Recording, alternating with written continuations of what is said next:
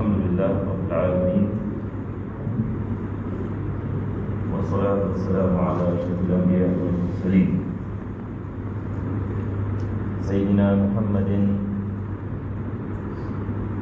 wa ala alihi wa sahbihi ajma'in. Allahul Karim, fa'udhu billahi minash shaitanir rajim. Inna 'iddatash shuhuri 'indallahi 12 syahran fi kitabillahi yawma khalaqas samawati wal ard minha arba'atun hurum.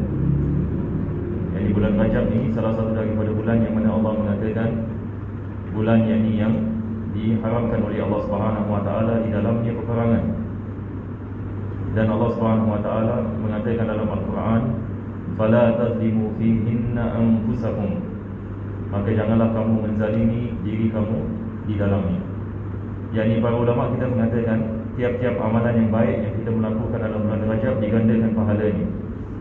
Dan begitu juga dosa dilakukan dalam bulan Rajab tidak sama dengan dosa yang dilakukan pada bulan-bulan yang lain.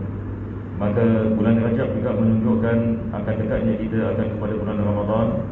Maka kita berdoa kepada Allah Subhanahu wa taala, mudah-mudahan Allah menjadikan pengajian kita ini sebab ini pengampunan bagi segala dosa, dan Allah mengabulkan segala hajat dan memberikan kepada kita keselamatan juga bagi ahli keluarga kita dan semua kaum mukminin dan mukminat wal muslimin wal muslimat daripada segala musibah, daripada segala bala dan wabak, daripada segala azab di dunia dan akhirat. Mudah-mudahan Allah matikan kita dalam husnul khatimah, amin ya rabbal alamin. Maka insya-Allah pada hari ini kita akan terus masuk pada kitab Fathul Mu'in disebabkan masa tidak banyak. Jadi insya-Allah kitab dakwah pertama kita mungkin buat masa ni kita tidak membacanya. InsyaAllah pada hari ini kita akan masuk pada bab puasa, tapi kita belum lagi habis bahagian yang terakhir dalam berkenaan dengan solat sunat. InsyaAllah kita akan habiskan, mudah-mudahan kita ada masa untuk masuk kepada bab puasa pada malam ini. Kalau tidak, insyaAllah ini kita akan masuk ini pada minggu yang akan datang. Dan bab puasa dan kita Fathul Mu'in agak panjang sedikit. Saya tak rasa kita boleh habis ini bab puasa bila masuk ini bulan puasa. Cuma apa yang saya ingat kita akan melakukan adalah kita akan masuk pada bab puasa dan kita akan teruskan ini sampai ini masuk bulan Ramadan. Dan selepas itu pada Ramadan tahun depan insya-Allah kita akan merajaah sekali lagi dan kita akan mula daripada mana kita berhenti pada tahun ini. Jadi kita akan melakukan begitu insya-Allah. Supaya mudah-mudahan insya-Allah yang kita mendapatkan manfaat. Dan ada permintaan daripada salah seorang daripada jemaah kita yang bernama Said Muhammad bin Said Mubarak Al-Darus. Beliau minta ingin mendoakan anaknya nama Said Muhammad bin Said Mubarak. Said Mubarak jemaah yang hadir yang kita punya pengajian, anaknya yang sedang sakit ya. Oh subhanallah, anaknya baru lahir. InsyaAllah ini kita baca surah Al-Fatihah dan kita mendoakan mudah-mudahan Allah Subhanahu wa taala menjadikan Said Muhammad ini anak yang saleh dan memberikan kepadanya keberkatan dan rahmatnya di dunia dan akhirat dengan niat insya-Allah ila hadrat Nabi sallallahu alaihi wasallam. Al-Fatihah.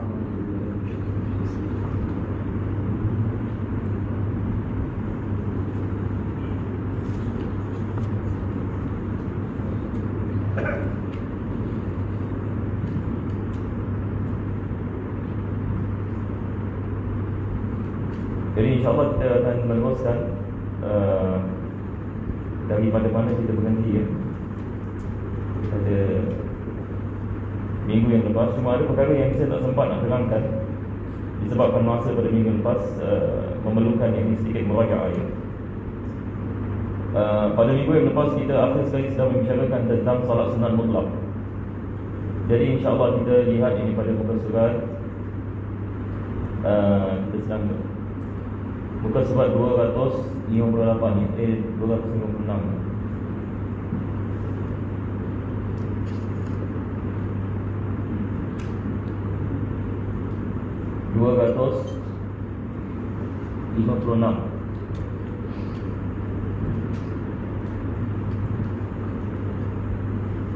Yang bawah sekali, yang mana penulis hanya mengatakan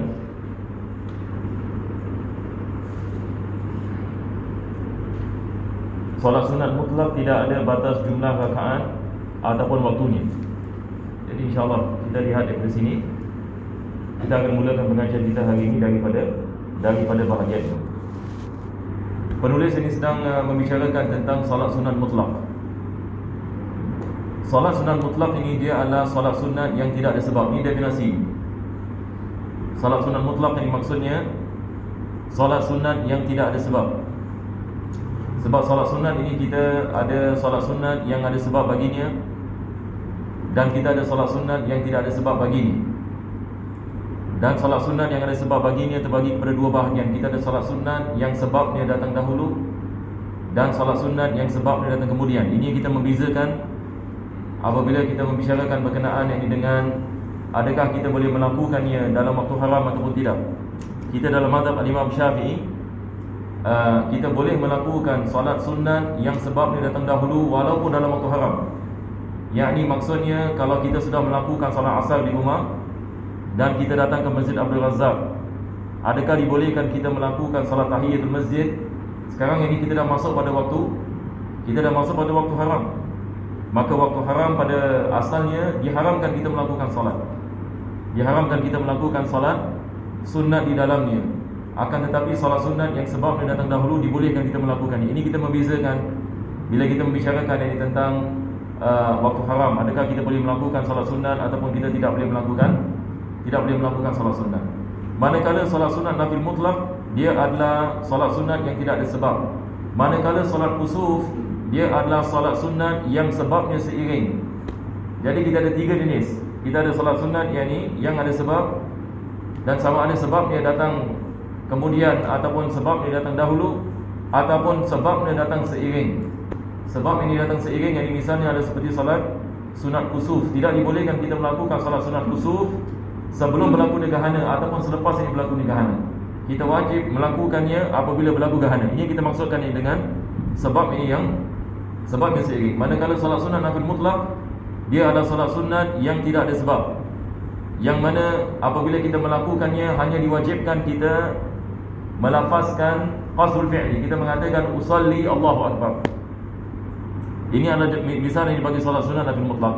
Maka di sini penulis ini mengatakan tidak ada had bagi salat sunat nafil mutlak, tidak ada had baginya. Maksudnya kita boleh melakukan salat sunat sebanyak jumlah rakaat yang kita melakukannya.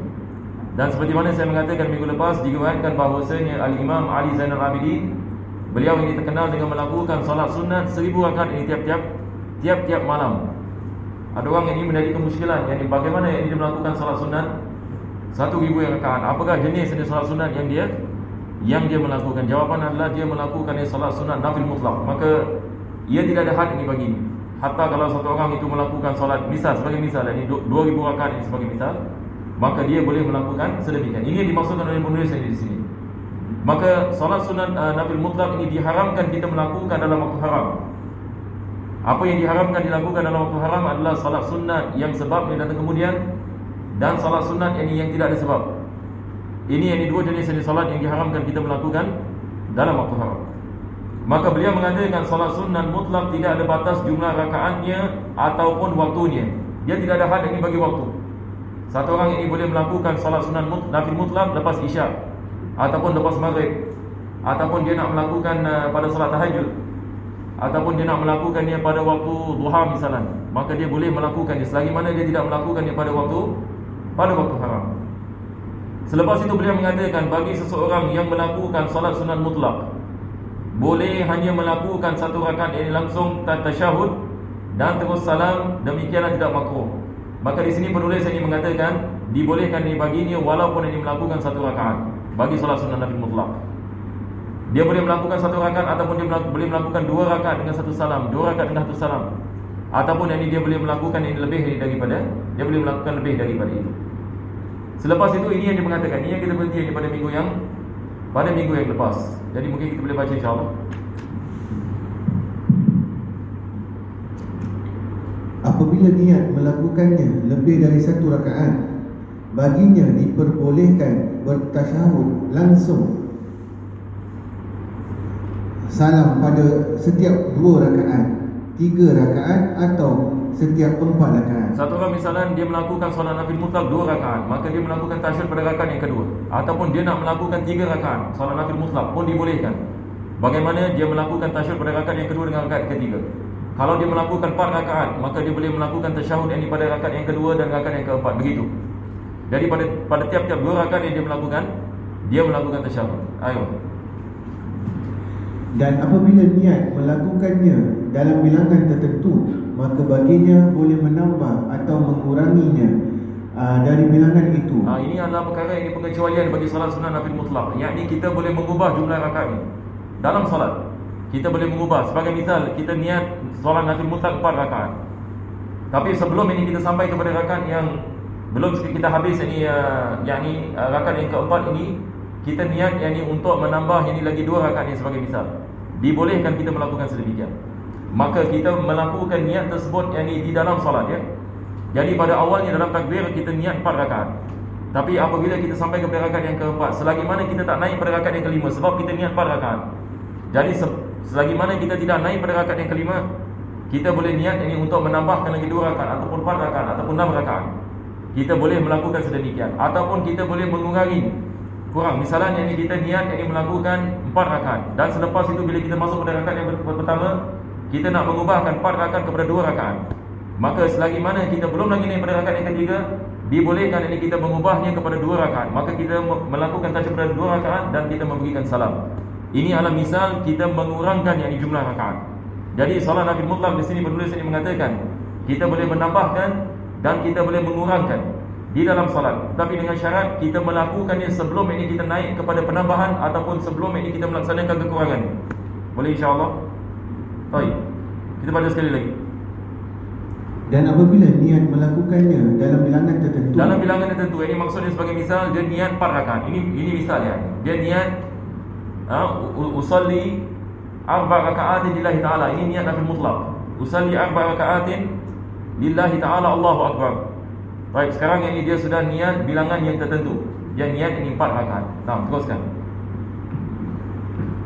Maka baginya boleh menambah atau menguranginya dari bilangan itu, asal saja sudah diniatkan sebelum penambahan atau pengurangan itu dilakukan. Boleh faham insya-Allah? Jadi sekarang ini dia niat ini 4 rakaat. Dia niat 4 rakaat. Tetapi selepas ini dia masuk pada rakaat yang pertama, dia change dia punya mind. Misalnya dia nak tukar kepada 2 rakaat. Tapi dia niat berapa rakaat? Dia bila takbir dia niat 4 rakaat. Tetapi dia masuk pada rakaat yang pertama Allahu Akbar, maka dia menukar niatnya. Dia nak melakukan yakni 2 rakaat.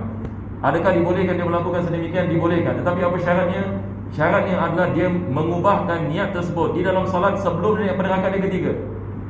Kenapa yang ini sebelum dia naik pada rakaat yang ketiga? Sebab dia sekarang mengubahkan niat dia melakukan 2 rakaat. Maka diwajibkan dia melakukan niat tersebut sebelum dia melakukan lebih daripada 2 rakaat. Jadi sebelum dia naik pada rakaat yang ketiga, dia mengubahkan niat ni, maka dia boleh yakni melakukan 2 rakaat dan dia tasyahud dan salam daripada 2 rakaat. Tidak diperlukan bagi dia untuk naik pada rakaat yang ketiga. Ini kalau sekiranya dia niat untuk mengurangkan jumlah rakaat. Tapi bagaimana kalau dia niat untuk menambah pula? Sekarang misalnya dia niat melakukan 2 rakaat nafil mutlak. Apabila dia masuk pada rakaat yang pertama, dia niat nak melakukan 4 rakaat. Dibolehkan dia melakukan sedemikian selagi mana dia belum lagi naik ini pada rakaat yang ketiga.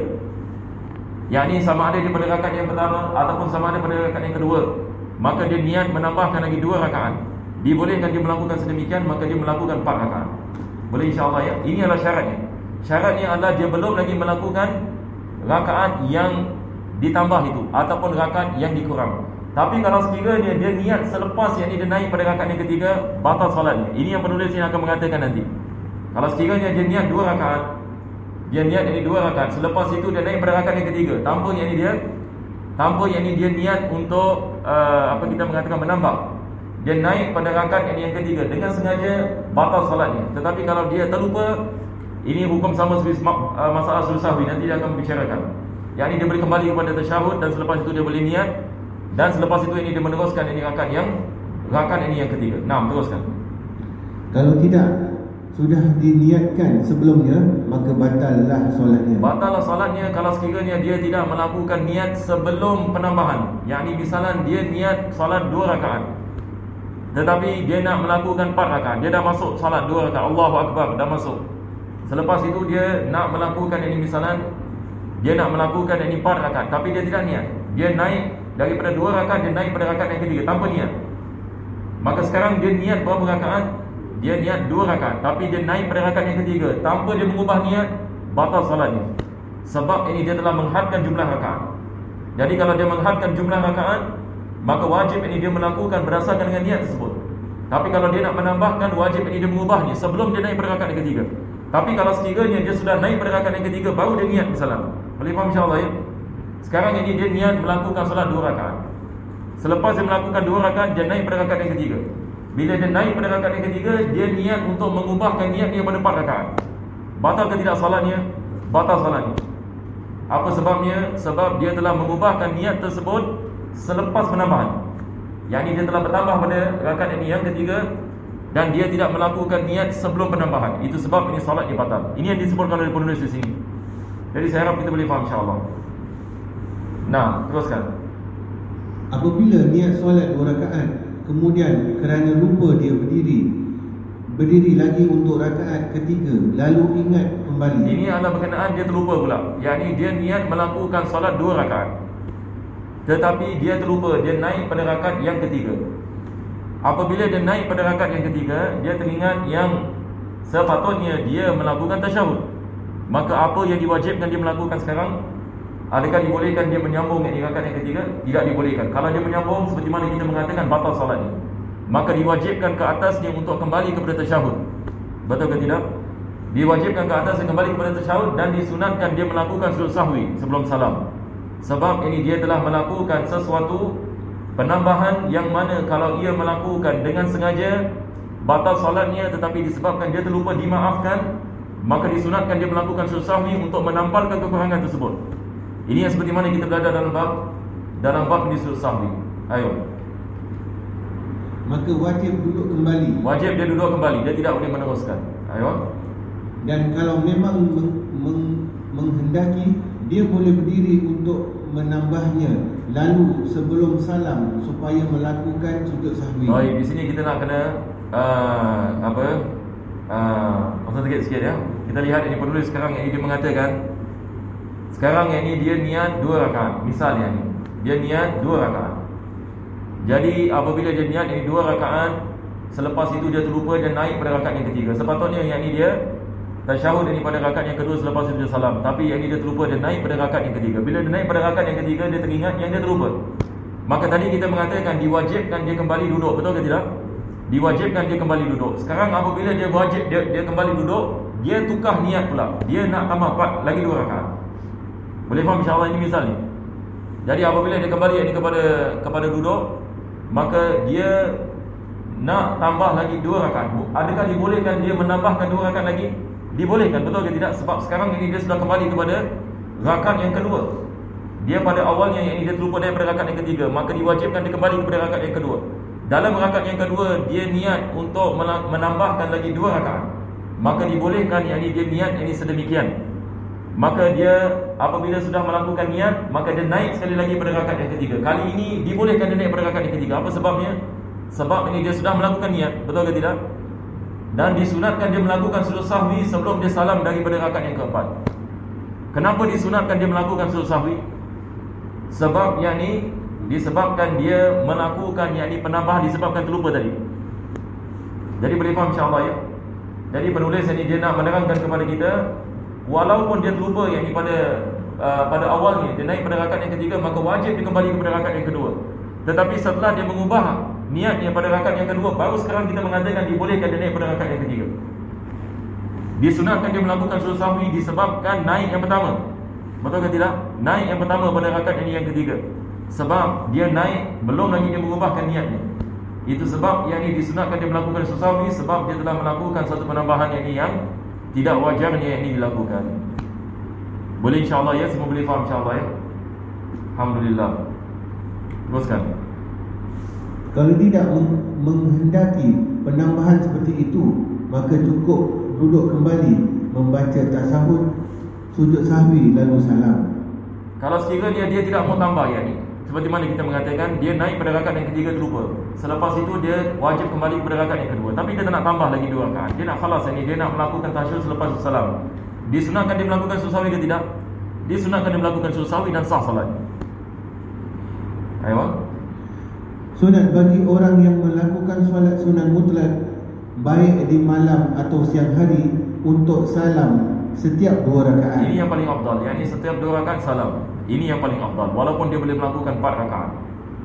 Ayo. Sebagaimana dalam hadis yang telah disepakati benarnya oleh para ahli yang artinya salat malam itu 2 rakaat 2 rakaat. Ini ada sedikit kesilapan dalam terjemahan ya. Dikatakan di sini sebagaimana dalam hadis yang telah disepakati.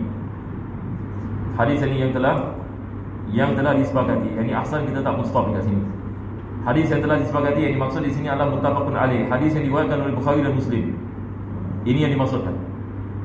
Hadis yang muttafaqun alaih maksudnya hadis yang diriwayatkan oleh 2 imam, yakni Imam Bukhari dan Imam Muslim. Jadi kita boleh cancel oleh para ahlinya. Boleh insya-Allah. Ada hadis Nabi SAW, ini hadis yang sahih diriwayatkan oleh Imam Bukhari dan Muslim. Nabi mengatakan salatul lail masna masna. Salat malam 2 rakaat 2 rakaat. Maka itu sebab ulama kita sentiasa mengatakan kalau kita ditanya misalan mana lebih afdal, melakukan solat sunat misalan qabliyah 4 rakaat dengan 1 salam ataupun 2 rakaat 2 rakaat, jawapannya adalah 2 rakaat ini 2 rakaat. Ini berdasarkan dengan hadis ini. Dan juga perbuatan Nabi SAW. Nabi banyak ini melakukan salat ini 2 rakaat dengan 2 rakaat ini dengan 1 salam. Aywa. Kemudian dalam satu riwayat yang sahih tersebutkan terusnya dan juga solat sunat di siang hari. Dalam hadisnya adalah salatul laili wan nahar. Ini ada riwayat yang lain mengatakan salatul laili wan nahar. Jadi ada 2 riwayat. Riwayat yang pertama mengatakan salatul laili masna masna. Riwayat yang kedua mengatakan salatul laili wan nahari masna masna. Nampak tak? Jadi maksudnya kita tidak membezakan sama ada solat sunat itu dilakukan pada waktu malam ataupun waktu siang. Ayo. Al-Majmu' menyebutkan Ini ada silap di sini. Jadi kita tulis ini di sini Al-Imam An-Nawawi mengatakan dalam kitab Majmu'. Di sini dia mengatakan Majmu', mengatakan Al-Majmu' ini nama kitab ya. Boleh faham insya-Allah ya. Sebab dia mengatakan Al-Majmu' menyebutkan. Majmu' ni dia adalah kitab Imam Nawawi. Jadi maksudnya di sini adalah Al-Imam An-Nawawi mengatakan dalam kitabnya Majmu'.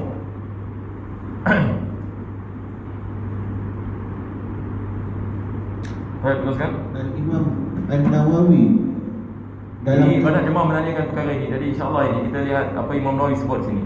Teruskan. Menyebutkan memperpanjangkan berdiri itu lebih utama dari memperbanyakkan bilangan rakaat. Kalau ada orang menanyakan misalan mana lebih afdal, kita melakukan salat sunat pada waktu malam 10 rakaat ataupun 2 rakaat. Tetapi 2 rakaat lebih panjang daripada 10 rakaat. Satu orang ini misalan ini dia melakukan 2 rakaat tapi dia punya qiyam ini seperti 10 rakaat. Ataupun dia ni seperti 12 rakaat. Lagi satu orang pula dia melakukan 10 rakaat. Tetapi dia baca semua surah pendek misalan. Dan jumlah waktunya 2 rakaat dia lebih panjang daripada 10 rakaat. Mana lebih afdal? Lebih afdal kita memanjangkan qiyam ataupun kita memperbanyakkan jumlah rakaat? Maka di sini Al-Imam An-Nawawi mengatakan lebih afdal dipanjangkan qiyam. Boleh insya-Allah. Lebih afdal ini dipanjangkan qiyam. Sebab dalam Al-Quranul Karim Allah Subhanahu wa taala menyebut qiyam secara khusus. Menyebut ini tentang qiyam ini secara yang khusus. Maka qiyam ini dalam segi bahasa dia adalah berdiri. Jadi berdiri di dalam solat membaca Al-Quranul Karim. Nah,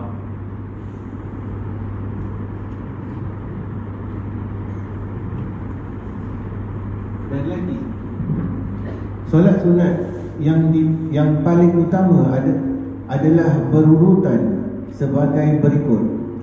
Solat hari raya Adha. ini adalah berkenaan dengan solat sunat mana yang paling afdal sekali. Yang ikut sequence. Solat sunat mana yang paling afdal? Number 1, solat sunat Idul Akbar. Idul Akbar yang dimaksudkan di sini adalah Idul Adha.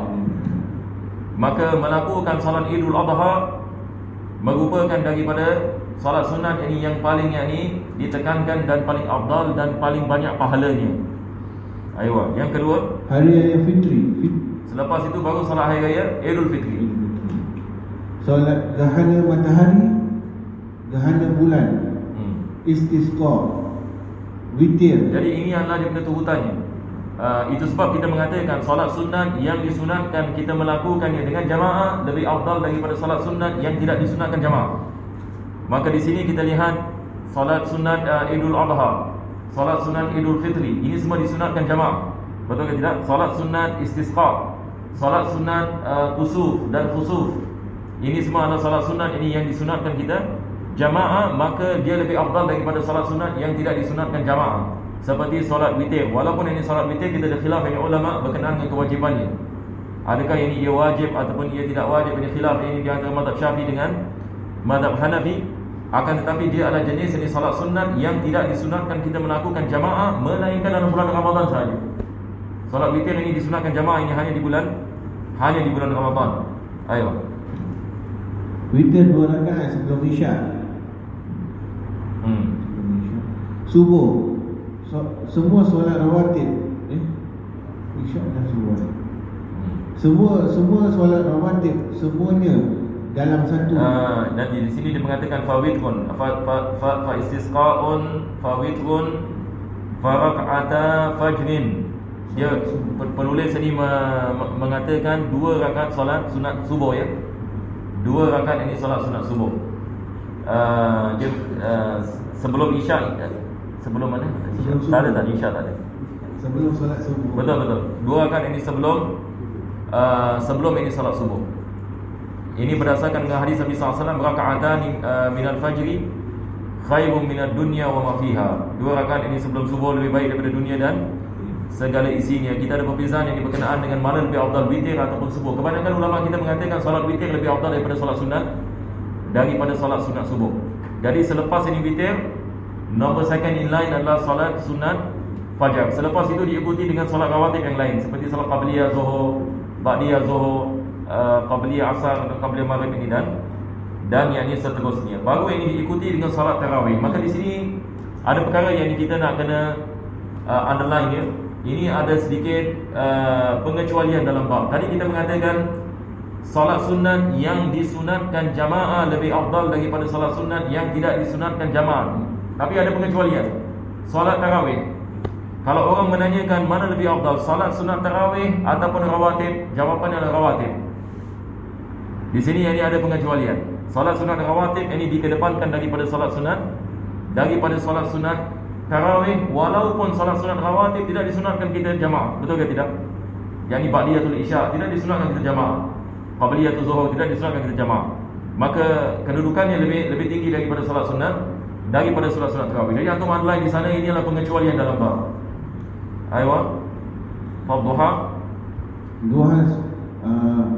Duha, sunat tawaf, tahiyatul masjid, sunat ihram, dan terakhir sekali solat sunat sesudah wudu. Jadi ini adalah dia punya turutannya, di mana lebih afdal. Ayo teruskan. Faedah. Solat yang terkenal di malam ghaib, solat taubatan. Yes, salatul ra'id. Salatul ra'id. Iaitu solat taubatan, solat tebus dosa jauh, iaitu solat 12 rakaat antara maghrib Isyak pada malam Jumaat pertama bulan Rajab, nisfu Sa'ban, tengah bulan Sa'ban. Yang ini solat yang dikhususkan pada nisfu Sya'ban. Solat ini dikenali sebagai solat ini sunat ra'ib, yang mana apabila seorang itu melakukannya maka ditebus solat-solat qada yang sebelumnya. Maka di sini penulis ini dia cenderung ini kepada mengatakan ini adalah daripada bid'ah yang tercela. Dan beliau mengatakan tidak ada hadis yang diriwayatkan yang sabit yang mana Nabi SAW melakukan sedemikian. Maka ini adalah pendapat beliau. Sebahagian dari ulama yang lain mengatakan yakni ia berdasarkan dalam perkara yang kita mengatakan tafaul, dan sebagai satu pengharapan kepada Allah Subhanahu Wa Taala kita melakukan salat sunat nafil mutlak.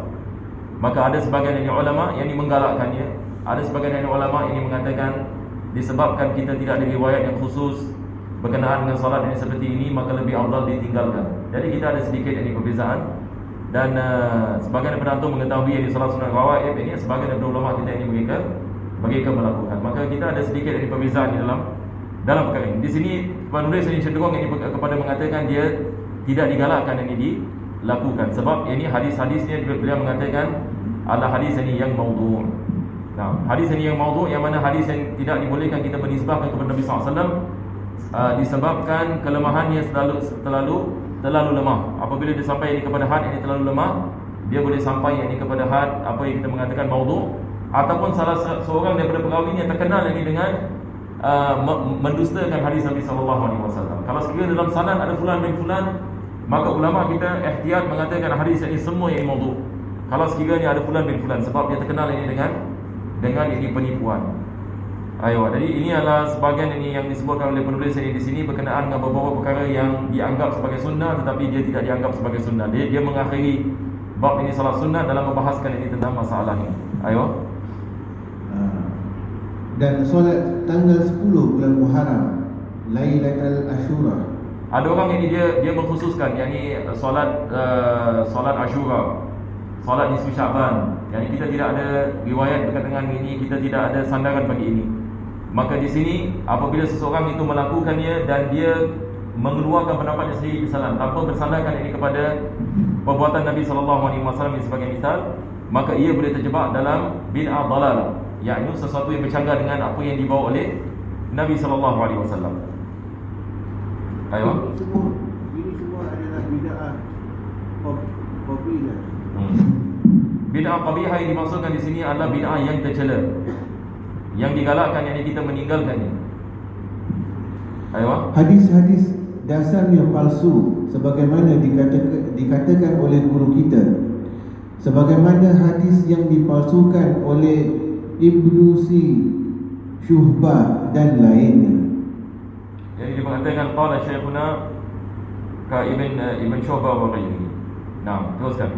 Lebih buruk lagi, seperti kita ketahui yang biasa dilakukan berbagai daerah, solat 5 rakaat di malam Jumaat terakhir bulan Ramadan sesudah solat tarawih, yang mereka maksudkan dapat menutup atau menebus solat 1 tahun atau seumur hidup yang ditinggalkan. Hal ini haram dilakukan. Seterusnya ini adalah berkenaan ini dengan solat ini yang biasa ini dilakukan pada hari Jumaat yang terakhir daripada bulan Ramadan, yang mana dikatakan solat ini yang dapat menebus ataupun apa kita mengatakan jumlah ini qada yang tidak solat ini tidak dilakukan pada tahun-tahun yang lepas. Maka ini juga ini penulis ini mengatakan tidak ada ini riwayat ini bagi perkara ini. Jadi dia mengatakan berkenaan dengan amalan khusus bagi nisfu Syaban, solat ini nisfu Syaban, solat Ashura, solat ini dikenal sebagai solat rawaib. Begitu juga dengan solat yang ini Jumaat yang terakhir yang ini pada bulan Ramadan, yang ini disebabkan yang ini tidak ada riwayat ini berkaitan dengan solat tersebut, maka melakukannya dan mengiktikadkan sesuatu yang bukan sunnah sebagai sunnah, maka haram ini hukum. Ini yang disebutkan ini oleh penulis ini di sini. Jadi kadang-kadang ini kita memang ini kadang-kadang ini berlaku seperti ini ya. Kadang-kadang ini ada perbezaan ini ulama berkenaan ini dengan sesuatu amalan. Adakah suatu amalan itu sunat dilakukan ataupun tidak sunat dilakukan? Kadang-kadang kita ada perbezaan. Sebagai misal ada orang yang misalnya yang dia mengatakan dalam kitab Ihya Ulumuddin, Al-Imam Ghazali ini mendatangkan hadis ini maudhu', tetapi pada hakikatnya bukan hadis maudhu'. Ulama yang lain ini apabila membahas sebenarnya hadis tersebut ada diriwayatkan daripada kitab ini yang lain.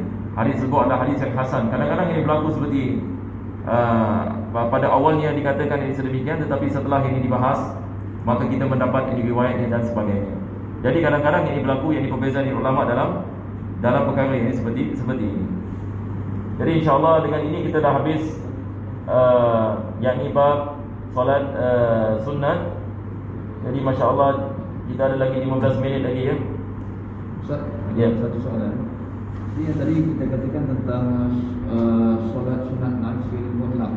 Jadi dibuat 2, 4, 6, 8 sampai 10 boleh juga. Ya. Dan tasawuf kat sini actually tasawuf yang kita pada tasawuf akhir ataupun tasawuf Ustaz? Kita kalau ini melakukan lebih ini daripada 2 rakaat. Kalau kita melakukan 4 rakaat, kita tasyahud ini pada rakaat yang kedua dengan rakaat yang keempat. Kalau kita melakukan 3 rakaat, kita tasyahud pada rakaat yang kedua dengan rakaat yang ketiga. Jadi tasyahud itu adakah semua tasyahud akhir kita baca ataupun tasyahud awal daripada Tasyahud awal. Kalau kita 4 rakaat, kita baca tasyahud awal. Jadi sekarang insya-Allah seperti mana saya mengatakan tadi, kita akan masuk pada bab puasa ya. Boleh ya? Jadi kita lihat ini pada bab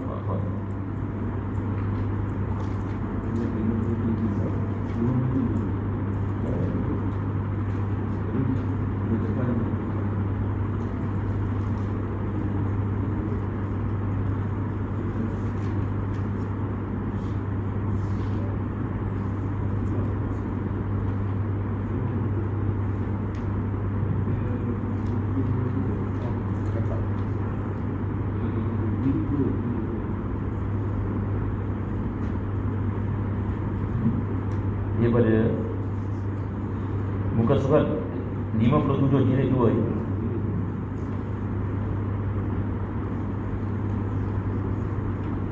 Bismillah. Bab puasa. Menurut bahasa kata ini mempunyai erti menahan. Ini dalam segi bahasa. Ini bila kita mengatakan sama yasumu siyaman, sama yasumu siyaman, ini maksudnya imsak. Perkataan imsak ini maksudnya menahan sesuatu. Itu sebab dalam Al-Quran ini Allah Subhanahu Wa Taala menyebut tentang Maryam alaihissalam, yang mana beliau mengatakan inni nazartu sauman, yakni aku bernazar apa kita mengatakan imsak, yakni menahan yang daripada berkata-kata.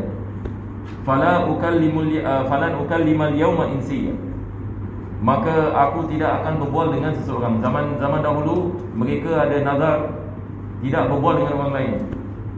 Mereka bernazar tidak berbual dengan orang lain. Ini adalah jenis ini ibadat mereka pada zaman dahulu. Maka dia mengatakan ini nazartu sauma, yakni aku menahan diri untuk berkata-kata.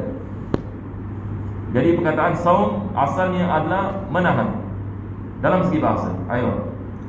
Sedang menurut syarak, Ini yang penting. Jadi bila kita lihat dalam kitab fikih, apa yang penting adalah menurut syarak. Ayo. adalah menahan diri dari segala yang membatalkan puasa dengan syarat-syarat seperti akan diterangkan. Jadi dalam segi syarak maksudnya adalah menahan diri daripada mufattirat. Yang mufattirat yakni al-imsaku 'anil mufattirat. Ini takrif ini bagi puasa. Al-imsaku 'anil mufattirat, yakni menahan diri daripada perkara-perkara yang membatalkan puasa dengan syarat-syarat. Ini definisi ini. Jadi kita cuba hafal. Kita dalam bab solat pun, kalau orang menanyakan kepada kita apakah definisi solat, kita mengatakan solat dalam segi bahasa adalah doa. Dalam segi syarat ini maksudnya al-aqwalu wal af'alu al-muftatahatu bit takbiri wal muftatamatu bit taslim. Begitu juga orang menanyakan apa itu puasa. Puasa dari dalam segi bahasa adalah al-imsak. Dalam segi syarat adalah al-imsaku 'anil mufattirati bisyurut. Maka ini semua adalah daripada definisi. Ayo. Ibadah puasa turun perintah kefarduannya pada bulan Syakban tahun 2 Hijrah. Tahun 2 Hijriah, yakni maksudnya selepas hijrah Nabi SAW. Yakni puasa di Makkah tidak ada. Apabila Nabi SAW hijrah ini ke Madinah pada tahun yang kedua, Allah Subhanahu Wa Taala menurunkan ayat puasa. Ya ayyuhalladzina amanu, ayat puasa, ya ayyuhalladzina amanu kutiba alaikumusiyam. Ya ayyuhalladzina amanu kutiba alaikumusiyam kama kutiba alal ladzina min qablikum la'allakum tattaqun. Maka diwajibkan yakni bagi umat Islam ini melakukan ini ibadat puasa pada bulan Ramadan. Ayo. Puasa itu sendiri adalah termasuk di antara kekhususan umat Islam dan merupakan suatu ibadah yang mesti diketahui dari dalil-dalil agama. Yakni beliau mengatakan melakukan puasa seperti mana kita melakukan pada bulan Ramadan, ini adalah khusus bagi umat Nabi SAW. Akan tetapi bukan maksudnya umat dahulu tidak melakukan puasa. Umat dahulu juga melakukan puasa, sebab Allah mengatakan ya ayyuhalladzina amanu kutiba alaikumusiyam kama kutiba alal ladzina min qablikum. Diwajibkan kepada kamu puasa seperti mana telah diwajibkan atas umat yang sebelum kamu. Tetapi cara kita puasa dalam bulan Ramadan 30 hari ataupun 29 hari, maka ini adalah daripada khususiat umat Nabi SAW, yang manakala umat yang di zaman dahulu mereka melakukan puasa, tetapi puasa mereka berbeza dengan kita dalam segi rukun-rukunnya dan juga dalam segi syarat-syaratnya. Ayo. Wajib mengerjakan puasa. Sebelum itu sebelum itu ini penulis ini mengatakan wa minal ma'lumi minad dini bil darurah. Jadi bagi antum yang ada kitab, antum underline ni bahasa Arab ni, sebab terjemahannya ada sedikit yang perlu dibetulkan. Penulis ini mengatakan wa minal ma'lumi minad dini bil darurah. Ini adalah istilah dalam ilmu usulul fiqh. Bila ulama kita mengatakan ma'lumun minad dini bil darurah, yakni maksudnya di sini orang yang mengingkarinya terus keluar daripada agama. Kalau orang ini mengatakan misalnya puasa tak wajib, apa kita mengatakan? Na'udzubillah min dzalik. Betul ke tidak? Dia telah keluar daripada agama Islam. Kalau dia mengatakan puasa itu tidak wajib, dia telah murtad. Sama hukumnya bila orang mengatakan misalnya solat ini tidak wajib. Kalau dia mengatakan solat 5 waktu ini, solat tidak 5 waktu ini tidak wajib, ini terus ini dia murtad. Kenapa kita mengatakan terus ini murtad? Sebab ini adalah ma'lumun fid dini bidarurah. Maksud daripada ma'lumun fid dini bidarurah ini maksudnya ilmu berkenaan dengan kewajipan puasa ataupun kewajipan salat diketahui oleh semua lapisan masyarakat. Maka kejahilan dalam kewajipan seperti ini tidak diterima. Kewajipan ini dalam perkara seperti ini tidak ini diterima. Hari ini kalau kita menanyakan budak kecil puasa wajib atau tidak, budak kecil pun mengatakan wajib. Semua lapisan masyarakat, hatta orang jahil tak pernah belajar agama, dia tahu puasa wajib ini atas ini umat Islam pada bulan Ramadan. Orang yang bukan Islam hari ini juga ini ramai daripada mereka mengetahui yang apabila datang bulan Ramadan, orang Islam ini wajib ini melakukan puasa. Ini yang kita maksud dengan ma'lumun fid dini bil darurah. Yakni ilmu tentang kewajipannya adalah berdasarkan dengan ilmu daruri. Ilmu kita dalam Islam, ilmu terbagi kepada dua bahagian. Kita ada ilmu daruri dengan ilmu nazari. Ilmu daruri dengan ilmu nazari. Ilmu daruri maksudnya ilmu yang tidak memerlukan kita untuk merenungkan. Tidak memerlukan kita yakni untuk kita nak merenungkan. Misalan kita mengatakan langit di atas saya dan bumi di bawah saya. Ini kita ulama usul memberikan. Kalau orang mengatakan langit di atas saya dan bumi di bawah saya, adakah perkara ini memerlukan kita untuk merenungkan maknanya? Tidak memerlukan, betul ke tidak? Sebab dia lumrah. Ini kita mengatakan ilmu daruri. Tetapi kalau kita mengatakan 4 kali 4 campur 8 campur 6, maka ini nazari. Ini memerlukan kita duduk sebentar dan kita nak kena merenungkan 4 kali 4, lepas itu campur 8, lepas itu campur 4. Ini nazari. Jadi ilmu ini kita terbagi kepada daruri, nazari. Faedah daripada kita mengetahui perkara ini dalam ilmu usul, kalau kewajipan itu berdasarkan dengan daruri, maka mengingkarinya boleh membawa kepada kekufuran. Berbeza dengan ilmu nazari. Berbeza ini dengan ilmu nazari. Seseorang itu boleh menjadi fasik kalau sekiranya dia mengingkari. Boleh insya-Allah. Ini yang dimaksudkan dengan ma'lumun minad dini bid darurah. Boleh faham insya-Allah ya? Baik, maksudnya di sini adalah orang yang mengingkarinya membawa kepada kekufuran. Dan ini adalah daripada rukun Islam, seperti mana hadis Jibril AS apabila dia menanyakan kepada Nabi SAW, akhbirni anil Islam, maka Nabi mengatakan al-Islamu an tashhada an la ilaha illallah wa anna Muhammadan Rasulullah wa tuqimas salat wa tu'tiyaz zakat wa tasuma Ramadan. Maka ini adalah daripada rukun ini agama yang tidak boleh seseorang itu tidak mengetahui akan kewajipannya. Aywa. Wajib mengerjakan puasa sebulan Ramadan sebagai ijma'. Ini lagi satu perkara yang ni kita mengatakan kita ada dalil daripada Al-Quranul Karim tentang kewajipannya. Kita ada dalil hadis-hadis Nabi SAW dan juga dalil dalam segi ijma'. Apa maksud ijma'? Maksudnya kesepakatan yakni ulama Islam dalam satu zaman. Kesepakatan yakni ulama Islam ini dalam satu zaman. Satu zaman sudah mencukupi untuk kita mengatakan ijma'. Yakni semua umat Islam kita mengatakan setuju puasa adalah wajib. Ini kita mengatakan ijma'.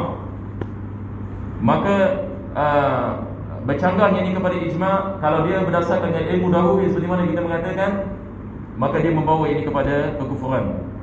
Aywa. Walaupun dia melakukan solat, ada orang yang menjadi kemusykilan yang ini mengatakan tapi yang dia solat. Misalan ada orang yang dia mengatakan ini misalan salat ini tidak wajib atas saya, tetapi dia melakukan salat ini misalan, adakah kita menganggap ni sebagai orang Islam? Ataupun dia mengatakan misalan puasa tidak wajib atas saya, ataupun dia mengatakan zina itu adalah halal, dia mengatakan zina adalah halal, tetapi dia melakukan salat dan sebagainya, tetapi i'tikadnya begitu. Adakah dia seorang Muslim? Dia bukan seorang Muslim. Boleh insya-Allah ya. Jadi perkara seperti ini dia bersangkut dengan akidah. Kalau akidah kita rosak, semua amalan kita menjadi rosak. Itu sebab ini ilmu paling penting sekali adalah untuk kita mempelajari. Ini adalah ilmu akidah, sebab dia adalah asas ini bagi agama kita. Ayo. Dengan telah berakhirnya tanggal 30 Syakban atau dengan adanya seorang adil. Ini penulis sekarang akan mensyarahkan hadis Nabi SAW yang mana Nabi mengatakan berkenaan yang ini dengan bila kita melakukan puasa yang ini Ramadan. Maka Nabi mengatakan sumu li ru'yatihi wa aftiru li ru'yatihi. Puasa apabila kamu lihat kepada anak bulan, dan berhenti daripada puasa apabila kamu lihat kepada anak bulan. Dan Nabi mengatakan fa in ghamma alaikum fa akmilu sya'bana 30. Atau kama qala sallallahu alaihi wasallam, kalau sekiranya kamu tidak lihat anak bulan, maka sempurnakan bulan Sya'ban 30 hari. Yang ni sekarang kalau kita dah malam 29 Sya'ban, yang ni kita nak masuk pada malam 30 Sya'ban. Kita nak masuk pada malam, besok adalah malam 30 Sya'ban. Kita lihat ada anak bulan ke tidak ada anak bulan. Kalau sekiranya kita dapat lihat ini anak bulan, maka besok merupakan bulan Ramadan. Sebab bulan dalam Islam paling minimum 29 hari. Kita tidak ada 28 hari. Dalam Islam tak ada 28 hari.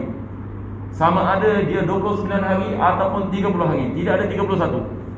Ini kita membicarakan tentang kalender Islam ya. Kita tidak ada hari 31. Sama ada dia 29 ataupun 30. Kalau kita lihat anak bulan pada malam 30 Sya'ban, maka besok adalah Ramadan. Ini maksudnya Sya'ban 29 hari.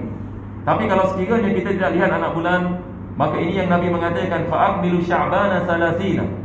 Maka kamu sempurnakan Sya'ban 30 hari. Sebab ini kita tidak lihat kepada anak bulan. Tetapi kalau satu orang saja lihat anak bulan, ini sekarang penulis ini membawa masalah ini. Satu orang saja lihat anak bulan, kita lihat kepada orang ini adil ke bukan adil? Di sini kita ada istilah al-adil. Adakah orang ini seorang yang adil ataupun bukan orang yang adil? Maksud daripada adil adalah dia tidak melakukan dosa yang besar. Dia tidak melakukan, yang kedua adalah dia tidak melakukan dosa kecil dengan berterusan, dan dia tidak melakukan sesuatu yang mencemarkan maruahnya. Kalau sekiranya tiga perkara ini wujud dalam seseorang, maka dia adalah seorang yang adil. Maka di sini kalau sekiranya seorang mengatakan saya lihat anak bulan, dia satu orang dia melihat anak bulan. Selepas itu kita lihat orang ini dipanggil oleh qadi. Qadi lihat kepada orang ini. Pertama sekali soalan, orang ini boleh dipercayai ke tak boleh dipercayai? Kalau sekiranya orang ini fasik ini misalnya, diketahui dia ada melakukan dosa besar ataupun dia terkenal yang selalu minum arak misalnya dan sebagainya, maka tertolak yang ini saksiannya. Qadi yang wajib menolak ini saksi. Tetapi kalau sekiranya orang ini adil, maka kita memerlukan lagi dua orang adil untuk menyaksikan atas keadilannya. Sebab ini adalah adlu syahadah. Yang ini perkataan adil ini kita ada dua jenis. Dalam Islam, dalam fikih, kita ada dua jenis adil. Kita ada adil dalam segi riwayat dengan adil dalam segi syahadah. Adil dalam segi riwayat adalah seperti mana dalam ilmu hadis. Seorang ini mengatakan, saya mendengar fulan bin fulan mengatakan bahawasanya fulan bin fulan ini mengatakan bahawasanya fulan, dia meriwayatkan hadis. Ini adlu riwayat, tidak memerlukan kepada saksi. Selagi mana kita lihat orang ini boleh percaya, khalas kita mengatakan adil. Tetapi di sini kalau dia adil tetapi qadi tak kenal dia, sekarang ini dia mengatakan dia lihat anak bulan, maka dia dipanggil oleh qadi ke mahkamah. Qadi menanyakan, kau lihat anak bulan? Dia kata lihat anak bulan. Sekarang masalah ni adalah qadi tak kenal orang ini, betul ke tidak? Macam mana qadi nak mengetahui orang ini adil ke bukan adil? Dia tak boleh lihat saja muka dia ataupun dia bukan yang begitu. Sebab ini adalah masalah puasa. Dia bukan perkara yang kita mengatakan yang remeh. Maka qadi memerlukan dua saksi. Qadi memerlukan dua saksi. Dua saksi menyaksikan orang ini adil. Boleh faham insyaAllah ya? Baik, kalau sekiranya ada dua saksi lelaki yang menyaksikan orang ini adalah orang yang adil, maka apa yang disaksikan itu diambil oleh qadi, maka diwajibkan puasa atas semua orang dalam kawasan, walaupun yang melihat satu orang saja. Dan ini yang perkara yang agak luar biasa. Macam mana ulama kita mengeluarkan perkara ini? Ini berdasarkan dengan hadis Nabi SAW yang berlaku dengan Abdullah bin Umar radhiyallahu anhuma. Yakni benar pada zaman Nabi SAW tidak ada orang lihat anak bulan kecuali Abdullah bin Umar. Abdullah bin Umar ini mengatakan, ya Rasulullah, aku lihat anak bulan. Yang lain ini tak lihat, dia melihat. Maka Nabi SAW memerintahkan semua sahabat puasa yang keesokan hari. Maka di sini ulama kita mengatakan walaupun satu orang yang menyaksikan minimum. Apalagi kalau yang menyaksikan 10 orang, 100 orang. Biasa pada zaman sekarang, kalau orang lihat anak bulan, kalau di kampung ini ramai-ramai ya, lihat kepada ramai-ramai yang lihat ini kepada anak bulan. Tapi kita di sini, kita perkara ini mungkin jadi orang yang ni hari ni bila kita lihat benda ini, kita pun tanya diri kita macam mana ni yang anak bulan ni, sebab kita semua kalender je. Tapi ala kulli hal, kalau sekiranya yang melihat anak bulan, seperti mana kita mengatakan seorang adil, ini yang penulis saya mengatakan. Kita teruskan. Sekalipun adil mastur. Apa adil mastur? Yakni tersembunyi. Yakni khamul. Ini biasanya orang adil, orang yang kita mengatakan yang baik, yang dekat kepada Allah Subhanahu Wa Taala, dia biasanya khamul. Yakni maksudnya dia sentiasa melihat dirinya banyak melakukan dosa, ataupun dia lihat ini banyak kekurangan dalam dirinya. Ini biasa orang seperti ini, dia yang sebenarnya yang dekat kepada Allah Subhanahu Wa Taala. Biasanya orang yang dekat ini kepada Allah adalah orang yang sentiasa menyalahkan dirinya. Betul ke tidak? Daripada sifat ini seorang saleh, ataupun daripada sifat ini orang yang dekat kepada Allah Subhanahu Wa Taala, dia bukan melihat dirinya aku ni ataupun membanggakan dirinya. Betul ke tidak? Ini bukan daripada sifat salihin, tetapi daripada sifat yang salihin, dia apabila lihat kepada dirinya, dia lihat dia lebih teruk daripada orang lain. Maka dengan ini dia pada hakikatnya dekat kepada Allah Subhanahu Wa Taala. Daripada sifat orang yang dekat kepada Allah adalah dia kritik dirinya. Yakni dia bukan yang melihat dirinya sebagai kita mengatakan satu orang yang luar biasa ke, ataupun satu orang lain daripada yang lain, ataupun lebih baik daripada orang lain. Maka pada hakikatnya dia bukan dari sifat ini. Ini yang kita maksudkan dengan mastur.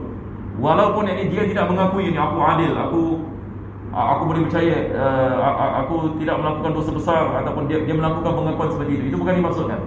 Kita lihat orang ini, kita kenal orang ini, misalnya 10 tahun kita kenal, 20 tahun kita kenal dia tidak pernah melakukan dosa besar, dia tidak pernah melakukan dosa kecil, tidak diketahui. Mungkin dia melakukan sembunyi-sembunyi, Allah alam. Tetapi secara zahir kita tidak mengetahui dia pernah melakukan dosa besar. Maka ini adalah adil yang mastur. Adil yang mastur. Ayo. Sekalipun adil mastur yang melihat hilal bulan sabit tanggal 1 setelah matahari terbenam, sekalipun dengan tertutup awan di langit. Tertutup awan di langit ini semua orang tak lihat. Ini sebab ada banyak awan. Tapi dia seorang yang mengatakan saya melihatnya. Walaupun orang mengatakan macam mana dia melihatnya. Walaupun kita lihat dia boleh percaya ke tak boleh percaya. Ayo. Bila ia mempersaksikan telah melihatnya itu di hadapan qadi. Dia mesti melakukan penyaksian di hadapan qadi. Dia mesti melakukan penyaksian di hadapan qadi sebab qadi nak menjatuhkan hukum. Qadi nak mewajibkan puasa. Ini tak boleh main-main ya. Sebab qadi kalau menjatuhkan hukum puasa, semua yang wajib puasa. Semua yang orang yang dekat kampung, dekat kawasan dalam negeri itu, semua yang wajib melakukan puasa. Jadi qadi tak boleh main-main dan dia tak boleh sangka-sangka saja. Sebab ini adalah hukum Allah Subhanahu Wa Taala yang sangkut paut ini dengan dengan puasa. Maka wajib dia memberikan penyaksiannya dan disaksikan dengan dua saksi. Ini semua akan disebutkan. Cuma nampaknya masa pun kita tak ada masa ya, dah 10-5 minit. Terpaksa kita berhenti di sini. Jadi insya-Allah kita akan menyambung ini pada minggu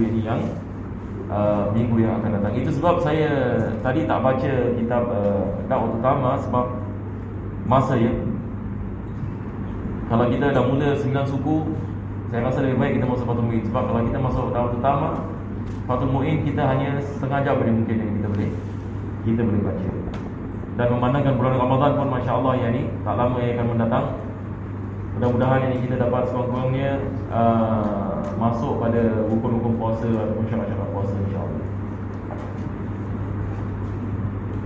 InsyaAllah.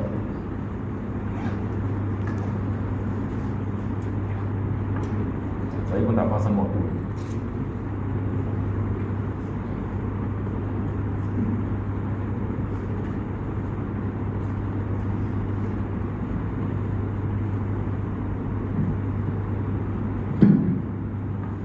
Kita baca Zubat sikit.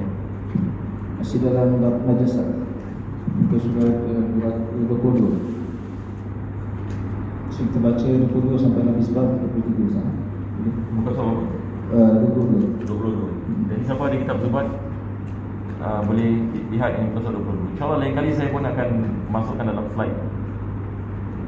Bismillahirrahmanirrahim. Wa tadhurul hamdu idza tahallalat fi nafsiha wa in ralat aw mukilat wajidu maitatin siwa hinziri bar wal kalbi in yubar bihim fi tahar najasatul hinziri mithlul kalbi tursalu sab'an marratan biturbi wa ma siwa zani fa fardan yusalu wal hatu wat taslisu fihi afdalu yakfika jarum ma'ala hukmiya wa antuzala ainu min ainiya wa balu tiflin ghairi dari ma'akal yakfihi rasyun in yusibhu la mahal wa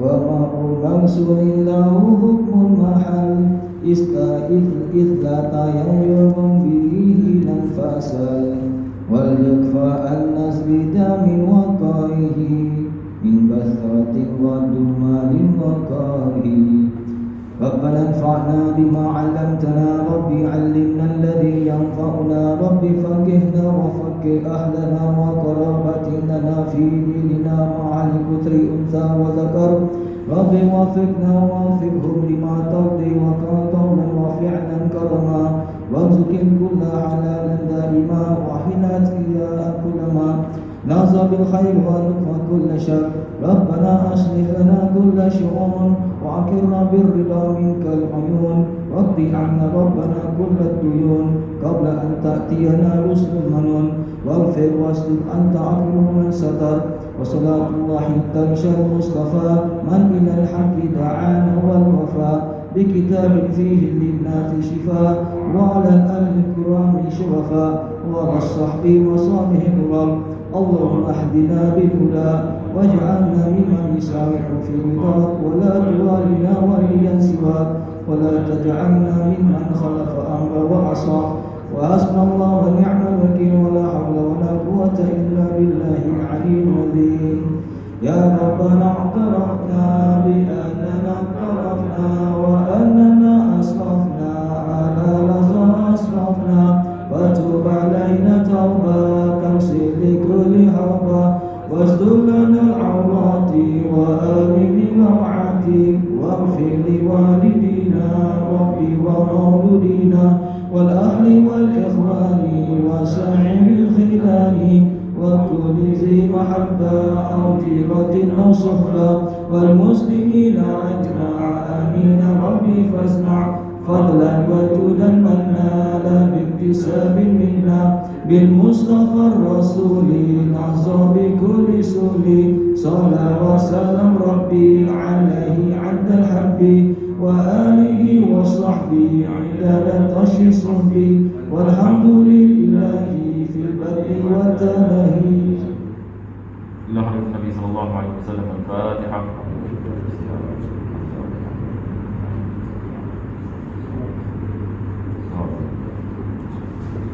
ربنا تقبل معنا إنك أنت السميع العليم وتب علينا إنك أنت التواب الرحيم واغفر بالصالحات أعمالنا وآجلنا الله يكفيك. فضل اسماء ربك بالعزة عما يصفون وسلام على المرسلين الحمد لله رب العالمين. تقبل الله.